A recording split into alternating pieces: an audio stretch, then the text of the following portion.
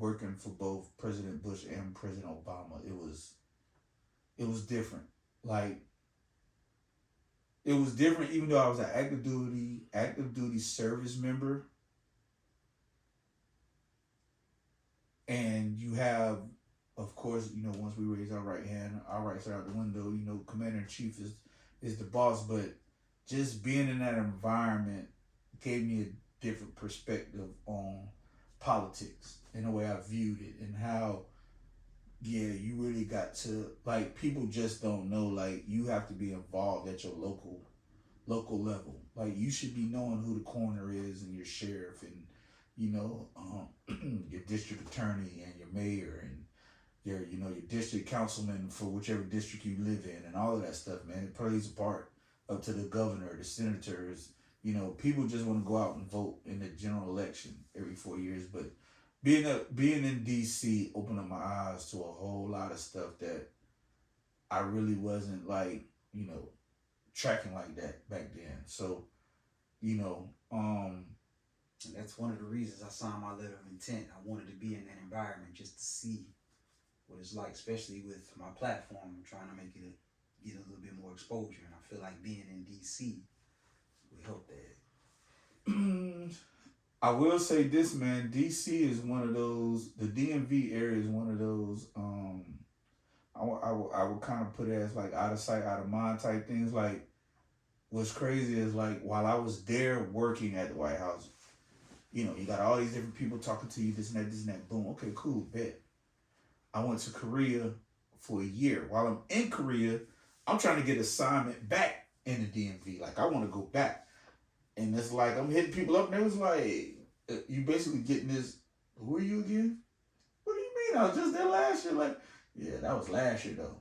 You're not here now. Like, so there's a bubble, man. You got some people that live in that bubble, in that DMV, and that's all that matters, everything that's going on in that bubble. They don't even recognize the rest of the outside world. So it can be challenging, man. But I will say, working at the White House and being in an environment where you did have a Republican president and then a Democratic one come in, Obama came in like a rock star, bro. Like, our up tempo was crazy. Like, bro, you got home, took a shower, and went to sleep. You ain't care what was on TV. You ain't look at no news, no sports, bro, you got home, took a shower. Hopefully you ate something. And you was in the bed, because but yeah, him coming in. I got a lot of his books now. He talks on the Promised Land. He mentions a lot of it. Well, I'll let you. Yeah, bro, like man, we was rolling, man. We was rolling. I will say one thing about President Bush, man. That dude he's like, he has an acquired taste for his jokes, but he's a good dude, man. And that's one other thing I learned from that experience, is that just because somebody has a political view or they view things a certain way doesn't necessarily mean that person is a bad person, or they got messed up character traits. Like, whenever you just got President Bush away from the White House, like in his own element, because I actually did go out to his ranch in Crawford, Texas. He went home for summer vacation, and I was part of the combo team that had to go. And bro, once he put them boots and them jeans on and that freaking 8-gallon hat, whatever it was he had, coolest dude on the planet, man. Y'all want some brisket? A lot of people don't even know, man. This dude had his own barbecue sauce, man. But yeah, President Bush had his own barbecue sauce, bro. So, like, he's like totally different type of person than one. But I get it. Look, you in the Oval Office is business. Very punctual too. President Bush hated being late. You be looking at the schedule, it might have a weird time on there. President arrives at 8:23. Like, why would they put 8:23? Like, is he really gonna get there in a minute? Like, and sure enough, 8:22, 58, 59, 8:23. Like, bro, but and he hated being late, and he didn't believe in working late. So he would leave out of the Oval Office around about 7:30 every night. And he would be in the bed by 9 p.m. because, we get little notifications and stuff. And they'd be like, President is in residence. And it's like, hey, man, but that joke would be up, though. So, But yeah, man, it was. But I will say that the best 1 year of my military career, 1 year, and I say this all the time. People think I'm crazy, but 2005, 2006, I was stationed at Fort Stewart, Georgia, in Second Brigade, 19 Field Artillery. 2005, 2006 was when we went to Iraq, and one thing that people don't, and I kind of wish that maybe we have more ex-military people run for political offices, or get more into politics, or at least try to be a liaison to help some of these guys, is because, bro, there's nothing like once you get across that water to where it brings everybody together real quick, real fast. Because at the end of the day, nobody wants to go home in that pine box. Nobody does. And so when you hit Kuwait, like, everybody in attendance is up. And it doesn't matter who you are, where you from, where you lived at growing up, where you went to high school, your color, race, creed, religion, none of that matters, bro. Only thing matters is that the rifle you got in your hand and the uniform you got. You are ally. That is foe. We are going home together. So if we have that mentality across the board in America, it'd be a better place to live. But yeah, that was the best, man. I know it's crazy to say that, oh yeah, you went to war for a year and that's the best year of your military career. Best damn year of my career, man. Because everything, even though it was rough and it was hot and you got shot at and people, there was some people that died and Humvees got hit on convoys, but it was the together. I've never seen a group of people. The only time you really get somebody to care about you like that is your family. You know what I mean? Everybody else in the outside world don't, they're gonna go about their business, but yeah. And that kind of like goes into my next question, because you experienced a loss that most people have never experienced before. So how did that season of your life change your perspective? What you mean? Because after that, I wanted to ask you, what do you remember most about your wife, Tara Brown? So I know during that time frame. Yeah. So yes. Me and Tara knew each other. We first met in May of 2000. I got stationed in Holland, and she was stationed in Gallenkirchen, Germany. And some of the dudes I started hanging out with knew, the whole group that they hung out with. But like, she was in the Air Force, I was Army, and our groups ended up hanging out a whole bunch. So we became close friends. And then like I said, we met in 2000, and we had been like friends all the way up until the time that we got engaged or whatever. So the thing about it is I got stationed at the White House in 2006.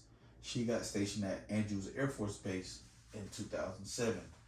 And so we linked up and like, oh, you in town, this and that. And so what's crazy is, right, I'm born on July 15th, 1977. She was born July 21st, 1977. Oh, wow. So we was born 6 days apart. And she was like, all these years we've known each other, we haven't partied for our birthday. I was like, just let me know you're going to be. So she had to actually deploy to Kandahar, I think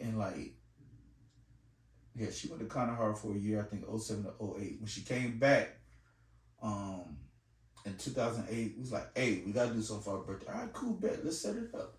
So she had a party.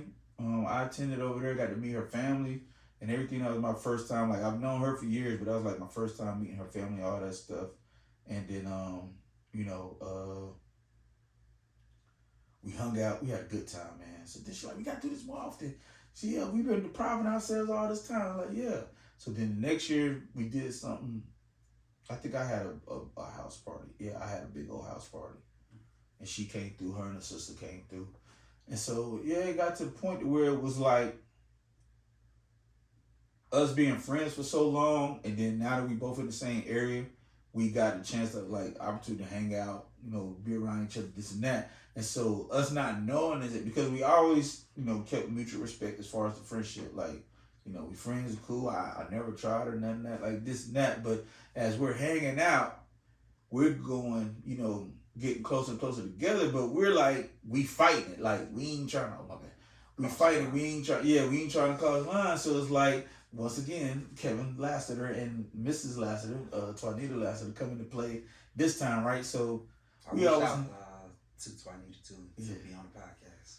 So you know, they we was hanging out a couple of times, and they kind of like interjected and was like, Tornado was talking to her, was like, "What's up with you and Brian? Like, Brian, my friend, we cool. This, like, girl, you better go get your husband, this and that." So Kevin was all, "Man, you don't understand, bro. I see the way she be looking at you, man. That's just my friend." Like, cause like the longest time, like everybody when they finally met her and they said, "They're like, yo, you and Terry together?" Like, nah, we just cool. Like everybody couldn't, believe our chemistry. Like our chemistry. I was like, nah, we just cool like that. Man, you should ain't your girl. That's not my girl, man. We just cool. So one day she hit me up, and then cause I felt like we was kind of getting too close. So one day I texted her. I was like, "Hey, you might not hear from me for a while. I gotta work. I was trying to use work as an excuse. Like, you might not hear from me for a while. But everything gonna be very cool." So I texted her, but I worked in a skiff. So I texted her and put my phone in the box. I had to go back to work. So my next, like, I went to go use the bathroom, so I checked my phone. She texted me like 8, 10 times. "What are you talking about? What's going on? What didn't happen?" And I'm not responding because I'm at work. So she's like, "I know you." She's like, "I know you're about to get married. You better not take off." So I went on the hall. I called her. I said, "Hey, what you tripping on? I'm at work. I'm in the skill." She's like, "Well, how you gonna text me?" I said, "I just text you real quick. You know what I'm saying? I gotta work a lot." She's like, "Oh, I thought you was about to tell me you was about to get married and this and that." I was like, "Nah, man, it ain't nothing like that." She's like, "Well, we need to talk." And so one day she came by the house, man, and we sat down and we talked it out, man. And we just was like, as long as we can keep the friendship as the basis of the relationship, we'd be all right. And so, you know, yeah, got married 2010, October 2010. And then she deployed to Afghanistan in January 2011. And then, she was part of what the Air Force calls their deadliest day, which was the NAC-9, where the rogue Afghan pilot went rogue and shot the 9 Americans, eight service members and one civilian. Cause I can't think of it. He was a retired, I want to say a retired lieutenant colonel, but he was over there as a contractor.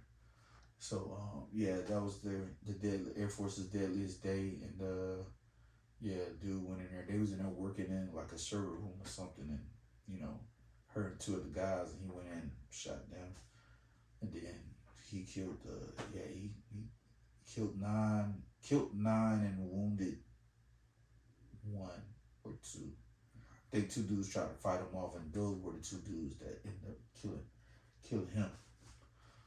So yeah, man, it was pretty rough. For a while there. I don't think I got. That happened in April of 2011. I don't think I probably was back to who I was that everybody knew until maybe about towards the September, October 2012, man.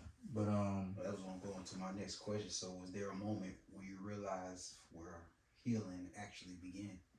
So you say around 2012, so almost a year. yeah,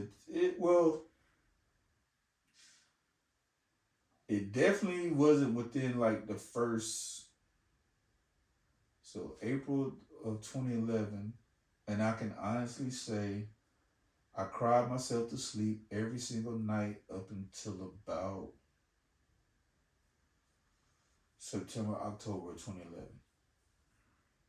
Every single night I went to sleep, I cried myself to sleep. And so September, October 2011,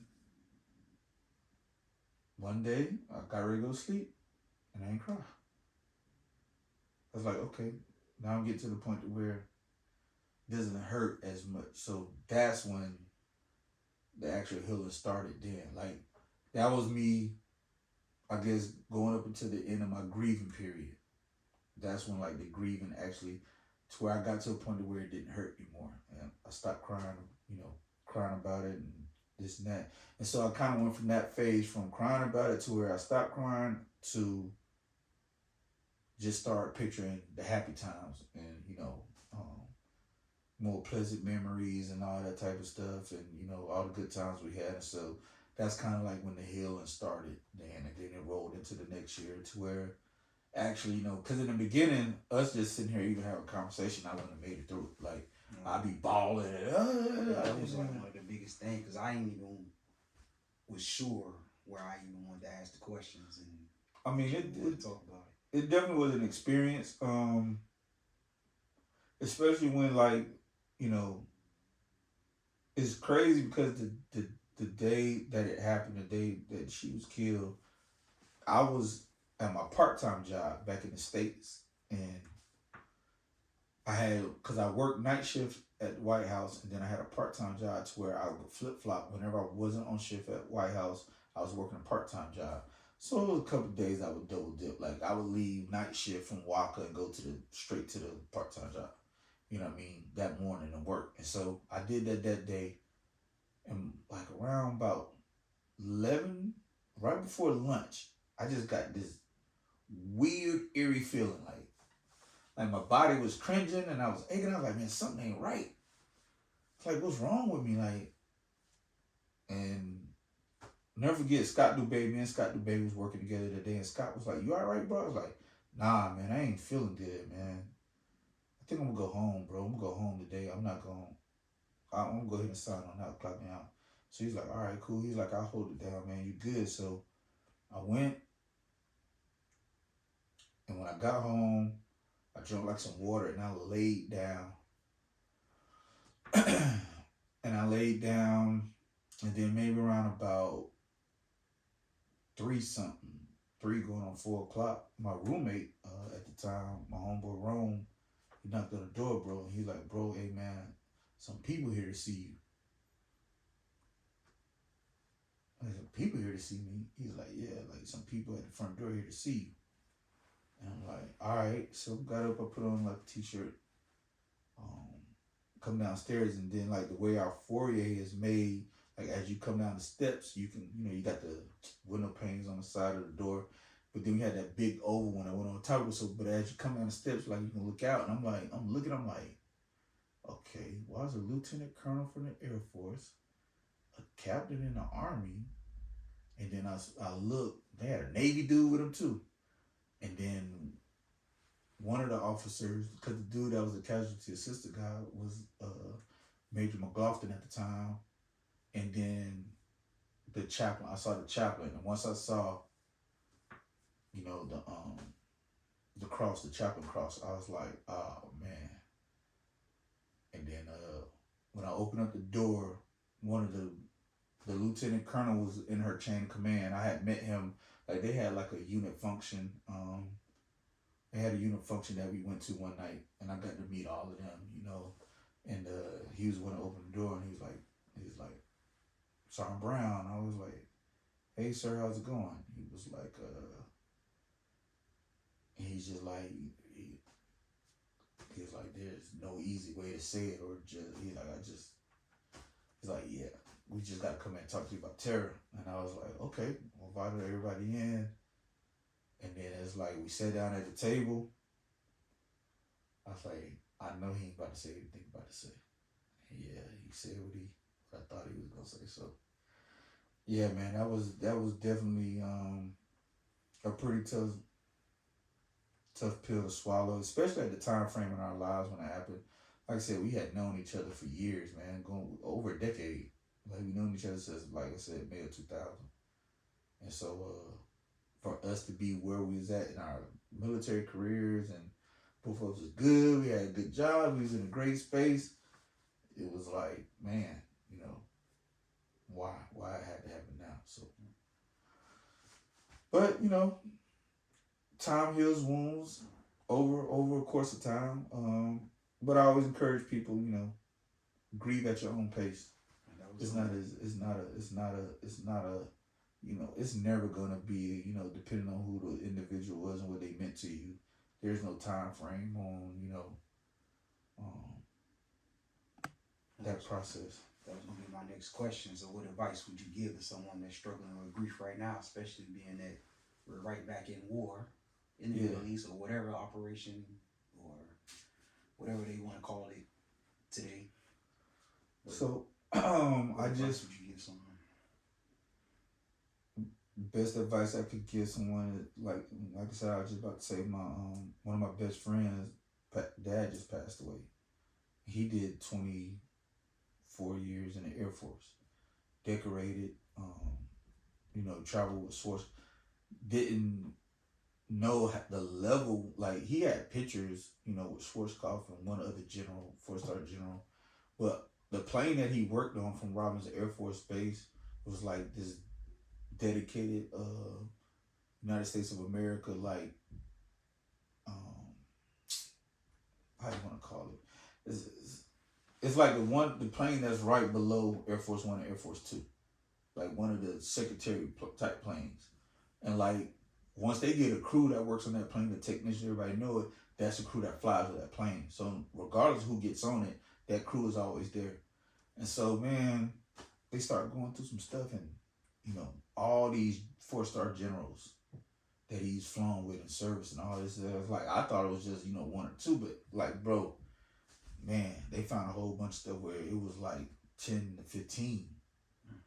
It's like to the point to where the plane that he flew on, they said they're gonna take it out of service and then name it after him. So I thought that was pretty cool. But his mom was sitting in there, and because it was all of a sudden like it happened, like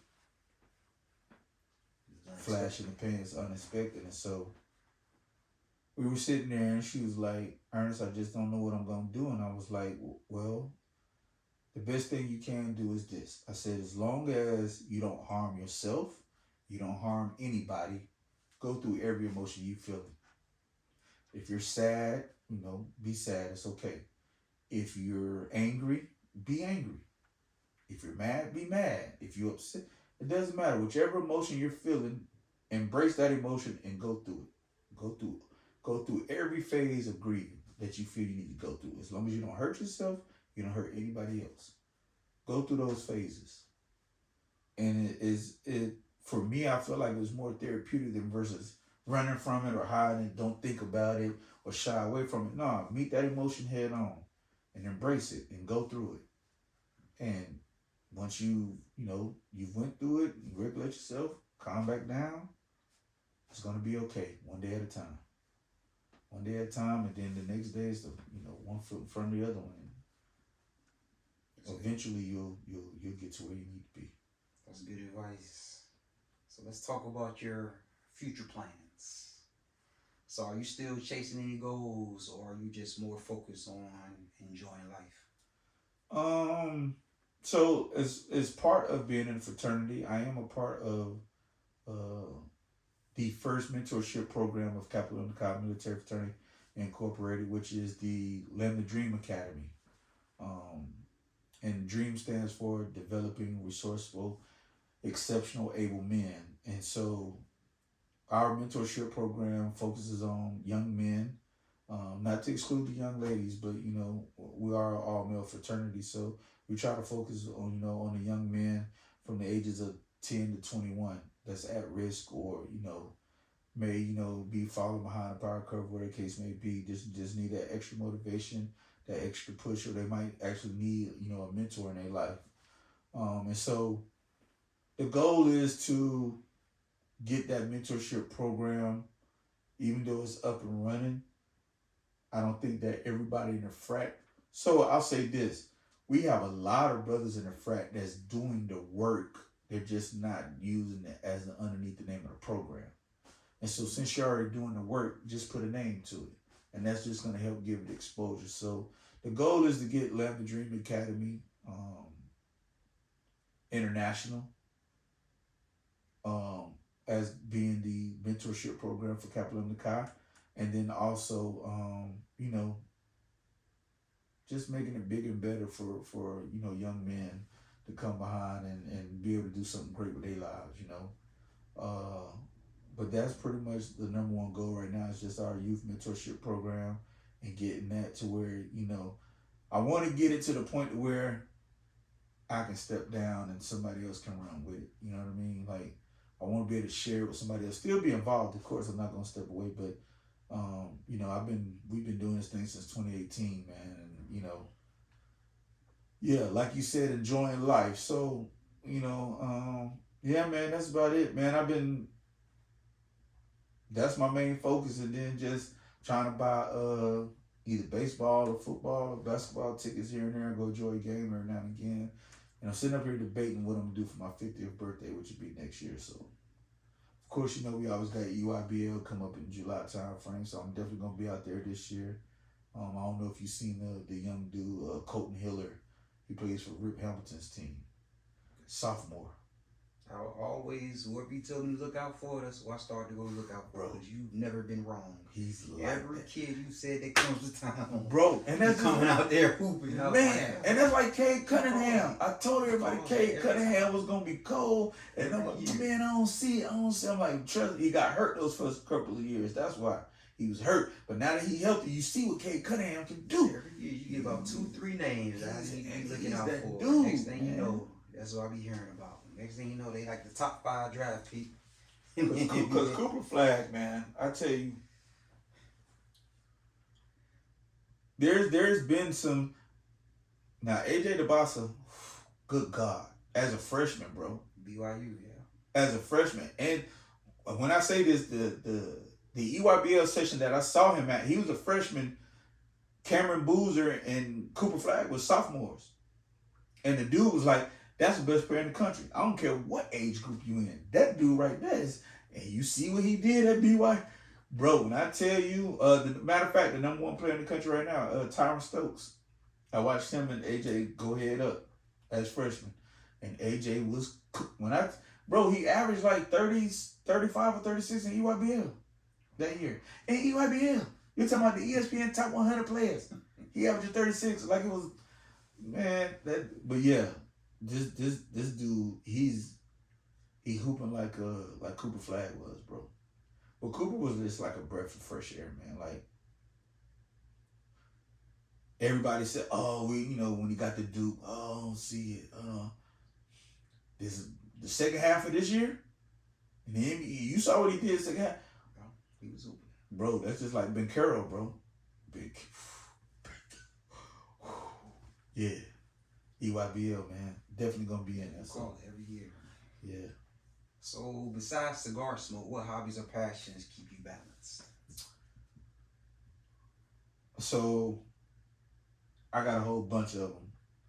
So since I retired from the military, and I need to slow down on this shit too, but I don't know, it stuff that keeps me going. So my hobbies are I try to collect like vintage stuff or even hunt down. If you say something is rare, I'm looking for it. You know what I mean? I don't know if you ever saw, it was like a documentary. I can't remember the documentary, but like I know the whole McDonald's freaking Monopoly pieces was one of them. Where they talk about how they had the whole heist thing set up with the whole McDonald's Monopoly pieces or whatever. And then one special that I saw was based on the Pappy Van Winkle whiskey, bourbon out of Kentucky. Like, the bottle's only like 100, 200 some bucks. But these dudes was like boosting or something to where it got to the point where, and you already know how big Augusta National is during the Masters. Like, to the point to where bottles of that was making it down to the Masters 2,500, 3 G's. Like, it was being sought after. Like, so, and anytime you go in one of the stores now, depending on which age, they got, of course they got the 10-year, 12-year, 15-year, 23-year age, the price goes up. But yeah, like I hunt stuff like that. Like, and then I try to find different liquors that I think nobody's had or something that I might have had before. There was a Cavassier I bought, when I was stationed in Holland. I was stationed in Holland from 2000 to 2003 on a NATO assignment. And I went to one of the stores and they had a bottle of Cavassier called Natur. Natur. You can't Google it. You can't find it anywhere. I've never seen it anywhere else. But people thought I was crazy. I had the bottle, even though it was empty. I had the bottle for years. My old roommate finally threw it away, man. They finally threw it. Like, when I left to go to Korea, they cleaned up the house and they found. But bro, I had that bottle for years. I had the bottle up until 2013, 2014. but I can't find it anywhere else. So it's just weird stuff like that. That's just like when you go through the duty free shop in Jeju Island, Korea. They had that Hennessy Pride. It's called Hennessy Pride, Prive. It's only sold in 13 duty free shops throughout the world. It's $325 a bottle, and I got 2 or 3 of them at home right now. Oh wow! You got 3 of them at Jeju Island? So I bought one. I actually bought 2, and then Alex went through there. He got me another bottle as well. Santos be coming through. Yeah, Santos do be coming. I've been up too to be on the podcast. Yeah, Santos be coming through clutch. So I like try to collect like different. Like, of course, the sneakers. I said once I get to 1,000, I'm gonna stop. No, yeah, once I get to 1,000 sneakers, man, I'm done, man. This is just too much. Like I'm in there now trying to go through it, and then I gotta call my insurance adjuster back out to reevaluate the sneakers because I got more now. So yes, people, if you collect anything, get it insured. There's a separate you get separate insurance from your homeowner's insurance to insure all that stuff. And the thing that impressed me about your collection is you have a binder, and you have a binder full of like the receipts of every shoe you ever purchased. I was like, whoa. Yeah, I try to. That's next level. Yeah, every time I buy a sneaker, I at least try to. You remind me too now because Foot Locker now, Foot Locker, Foot Action, whatever. You don't get a physical receipt anymore. They email you the receipt. So there's a couple of shoes I bought. I gotta go through my emails and print out the freaking receipt. But yeah, I try to have the original receipt when I bought the shoe. I try to track the day the shoe was released, the style number, product number, retail price, all of that. I keep all that on handy. So, and then maybe every 4 months I'll go in and check like GOAT, StockX, Flight Club, all these different resale sites and try to find the value of the sneaker.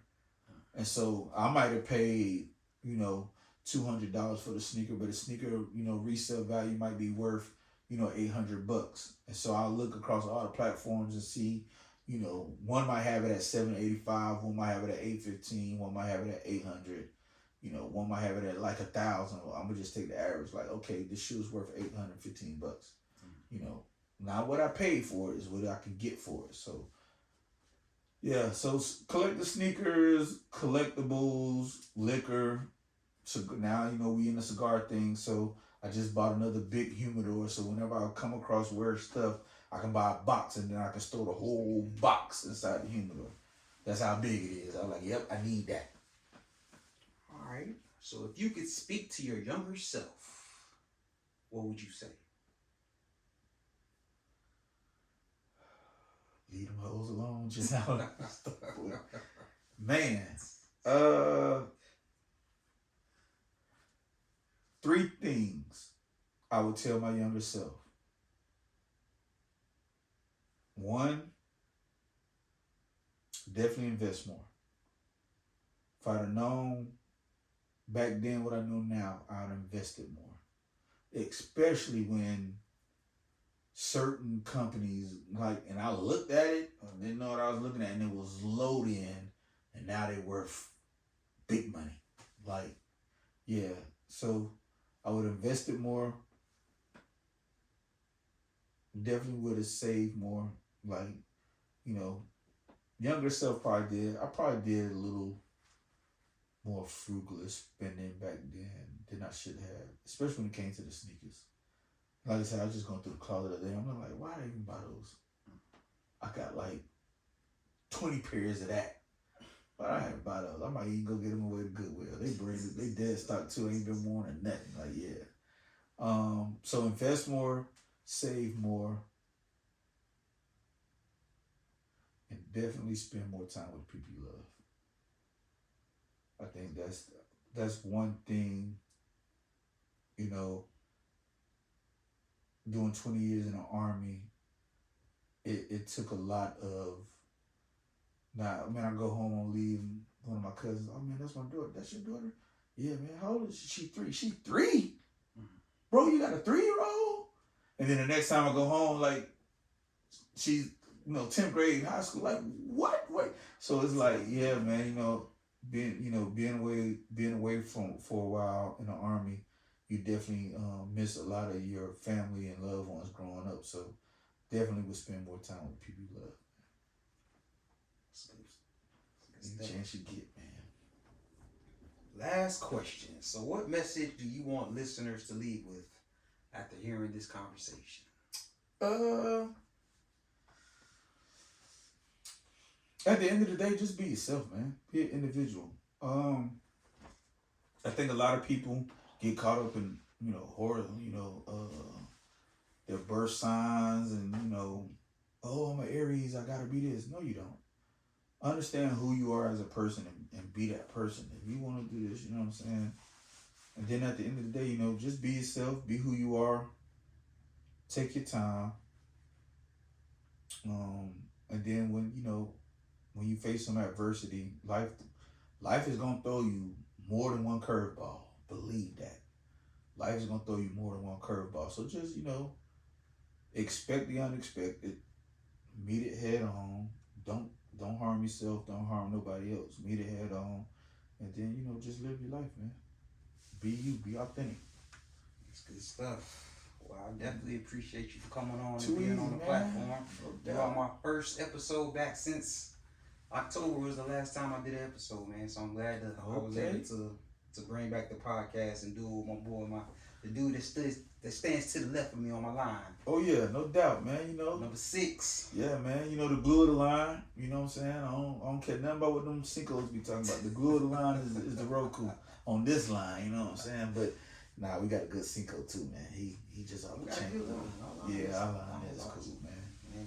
Hey, and everybody for the line that's watching, we gotta get. I know y'all saw that message I put in group me. We getting together now, so let's get to it. But yeah, no doubt, man. I like what you got going on, man. I checked out a few of the episodes, so I gotta get on Instagram. I'm not on Instagram, bro. So that was the question I was gonna ask you: is what shoe names is out there that's already taken, so I can get this shoe name popping, so I can get an Instagram. That's the good thing about Instagram. You can put in the name, and if it's not taken, you can make it your name. All right, man. I gotta come up with a good shoe name, man. Come on in there, get down with the Soul Firm. Matter of fact, I need to go holler at the founder there. I need to bring him on here. Soul Firm? What? That's the shoe club that I'm in on Instagram. Oh, I'm finna kick in the dough then when I come on there. Matter of fact, man, I've been looking to see if anybody want to do a KD battle. Yeah, and they do a lot of the sneaker battles and all that. Nah, man, man, all the time. who want to do KDs though? See, that's the thing. I'm saying a lot of people Air Maxes. Yeah, but people be sleeping on the KDs. They do it all. See, I was gonna wear Chinese New Year Air Max 1s over here, but it got suede on. It was raining. I was like, nope. I went back in and took them off. Cause I knew I was coming on here. He was going to talk about sneakers, so I was gonna wear some. I was like, nah, man. Let me go take one. Actually, the first guest I've had that is a true sneakerhead like myself, so I'm good to be able to ask questions like that. Yeah. On my podcast, so I appreciate that. Yeah, which reminds us, got to catch up with Santos, man, cause yeah, definitely. I know he over there. He doing his photography thing, yeah, so but I don't know if he been copping though. I don't think he into the books. Even when I seen him in Korea, he look, we just chopping it up now. We ain't even doing the podcast.